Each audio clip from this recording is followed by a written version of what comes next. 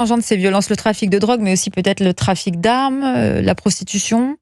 Oui, tout ça, Oui, tout le ça. trafic de cigarettes, Les guerres de le territoire. trafic de guerre de territoire, le trafic de pièces détachées, de véhicules. Vous savez, il y a beaucoup de gens le matin qui retrouvent leur voiture à moitié désossée parce que il y a tout ce trafic, tous ces trafics de cuivre aussi, des câbles de cuivre qui sont volés. Donc ça coupe souvent à l'internet, le courant électrique dans certaines zones. Donc on se retrouve avec cette mafia qui est multifacette finalement, qui s'approprie des territoires entiers, des enclaves même qui sont de plus en plus dans certaines zones contrôlées par des petits caïds locaux, mais qui ont une puissance financière élevée, qu'ils arrivent aussi à malheureusement corrompre beaucoup de monde.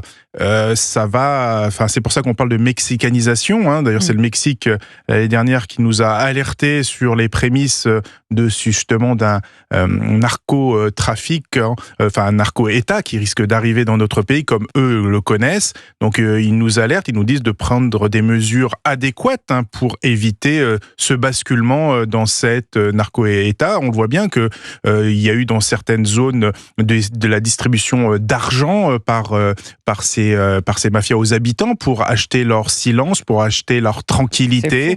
Vous savez, quand on commence à faire du social et qu'on se substitue à l'État, des gens vont adhérer.